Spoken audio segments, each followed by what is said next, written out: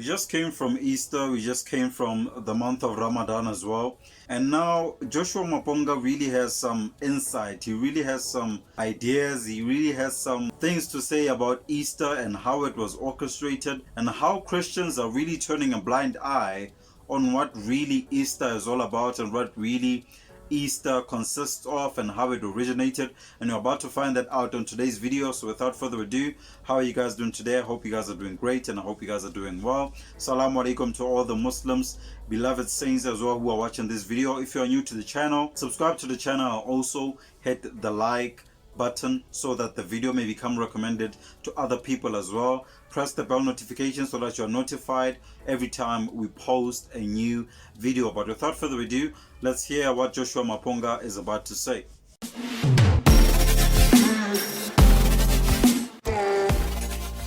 On the question is that we are raising Easter, I've never looked at Easter from the Greco-Roman perspective, where it's Ishtar, which is a Greco-Roman goddess of fertility and etc. That's why you find all these rabbits that are around speaking of sex, then eggs, speaking of fertility.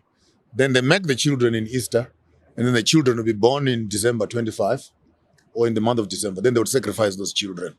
So the Roman Greco space is not actually, Easter is not actually a clean thing. It comes to us with a very complex, quote unquote, pagan. But why are Christians celebrating it so much? Why are Christians really putting it as one of the best days of their calendar, one of the favorite days of their calendar, or one of the favorite weeks of their calendar? It's Good Friday, it's Easter weekend, and then Christmas comes afterwards. They speak mainly to say that the Easter part is mainly the death and resurrection of Christ, which their faith is centered on. But then what do you guys say about all of this pagan, all of this barbaric kind of idol worship that is involved as well, that is attached to Easter weekend, Easter holidays? What do you guys say about that? Particularly the Christians, South Africans who are Christians. What do you guys say about that? Why are you turning a blind eye to the real fact of why Easter exists in the first place? Totally out. There's no way you can be talking about Easter bunnies and Easter eggs and hot cross buns. Then you need to, if you go into each one of those components and find out. And this for me, by the way, is the way it gets interesting. Young people must research. And just do a Google. Easter bunnies, and Easter buns and Easter eggs. What is the history of these things? Just type it on a phone right now. You will find a totally different picture from what the church is celebrating as the death of Jesus. But should we then move over into the death of Jesus as being Passover or Easter? We can't do that without understanding the Israeli Hebrew background, which talks of a nation trapped in colonialism, in slavery, in Egypt, using the biblical text. Whether it is true or not, it's a conversation for another day. But the biblical text will tell us that Israel were locked up in Egypt. And then their God, spiritual intervention, says to Moses, let my people go. And when he comes into Egypt, he says, before you go, collect some money, offerings from the Egyptians. Just tell them we want some gold and silver so that we can worship our God in the wilderness. That was their payment for the 400 years of slavery they had gone through. And in the night, then kill a lamb. And after killing a lamb, then put the blood on your doorposts. Go inside the house, roast the thing, and eat and prepare and go. On the same night, God was busy killing the firstborns of the Egyptians. And in the morning, early morning, they left to depart. Now, if you look at that storyline, then we don't need to discuss Easter in the spiritual context. We need to discuss Easter in the political context. That actually Easter and Passover is a political liberation of a people that are stuck in a slave system. And if you can take that concept of Passover and move it to Africans, juxtaposing it with the resurrection of Jesus, are we going to be resurrected on Sunday? As Africans, free from the colonial budgets, free from the colonial health system, free from the colonial education systems, free from the colonial economy, free from the colonial political system. So you find that these are just celebrations that we are doing without necessarily actually appreciating the depth of the celebration itself. You know what I've realized about South Africans? I've seen one thing about South Africans is the fact that we just celebrate whichever holiday that comes. As long as it's a holiday, we celebrate. Why? Because we are too stuck in the matrix. We are too stuck in drinking alcohol, smoking, all these kind of things. We are too stuck in celebrating without any success, without anything tangible that we can hold and say, we are celebrating because of this. Every time it's a holiday, we just celebrate. You might ask a person, which holiday is it right now? They don't know. They just know they have a day off from work and therefore they can enjoy themselves. And that is because mainly people are living lives they are not proud of. People are living lives they feel like it's the lives of other people. They are living lives that do not fulfill them. That causes then them to really deter from being in tune with life, being in tune with whatever that's going on around them. That is why people turn a blind eye to things that are really of importance, things that really make sense, such as Easter holidays, such as Passover as well. If you go up to an ordinary person in South Africa, they do not know what it means. They do not know why the day is of significance to them or any of the other people who are black like them, who have the same complexion as them. But we're almost done with the video, so stick around. If you have not liked the video, do so right now.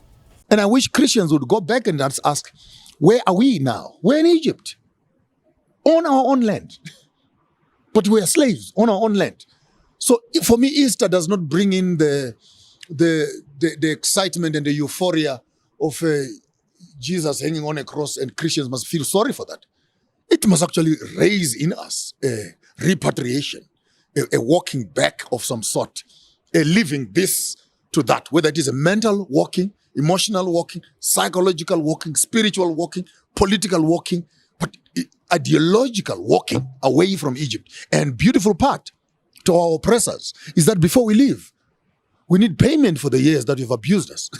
Now, to me, that's theology.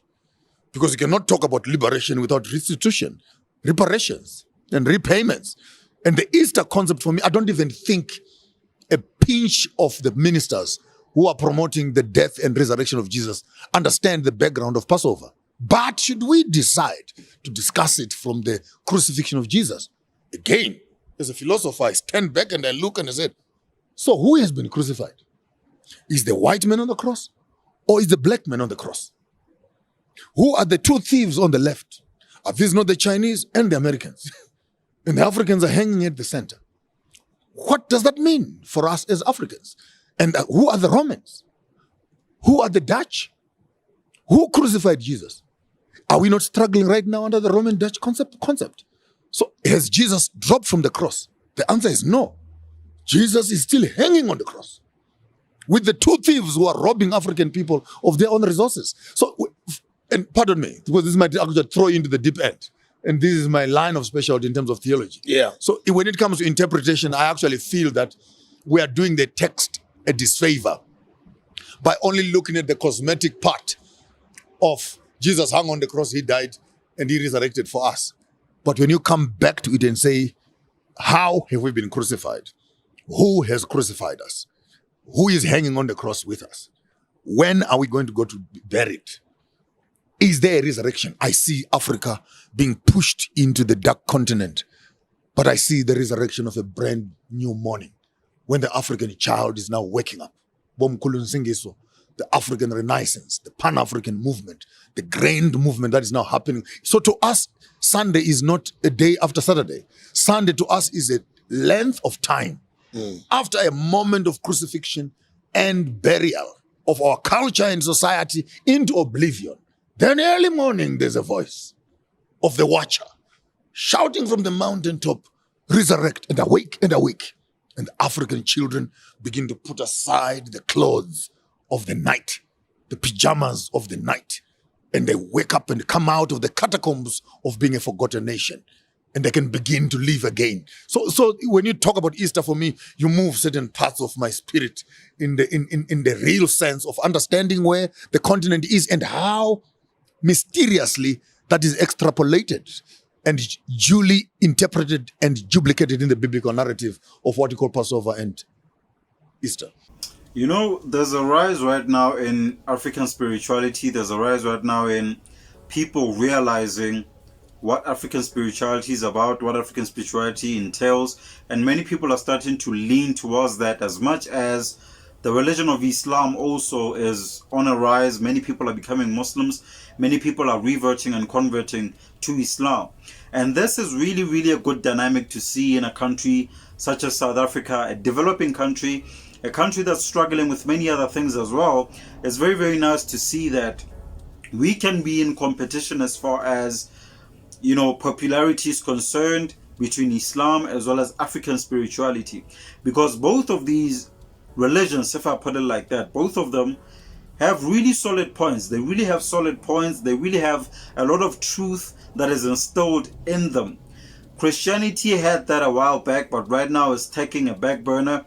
And African spirituality as well as Islam are the ones that are in the forefront in South Africa right now. I don't know which one you're following. I don't know which one you are leaning towards watching this video right now.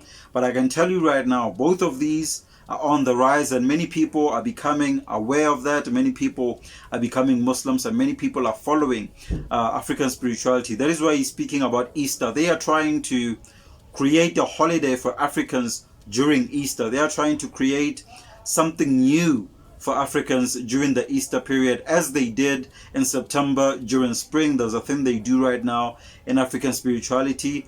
So there's a lot of things that are happening in South Africa right now that are really, really making sense. And I'm really, really glad that we are part of it and we are able to witness it firsthand. If there's a message you'd like to say to younger guys right now who are saying Good Friday and not only just all Christians, what would you like to say to them? The people who crucified you on the cross will never take you down from it. They actually want to make sure that before sunset we are dead. So we need to make a plan as African children to say, on this cross, we need to start thinking, how do we come off this cross? Because we are still alive. We are still alive. So we need to have a conversation that speaks of resuscitation, pulling each other off the chains of economic oppression, political oppression, ideological oppression, and pulling each other down before we die. But should it be that some have already died, we have good news. That the season we are now living in is the season of a resurrection. So the message I have, if you find a brother, you find a sister who is on the cross, come on, stop a little bit. Don't shout and say, crucify him, crucify him, crucify him. And then you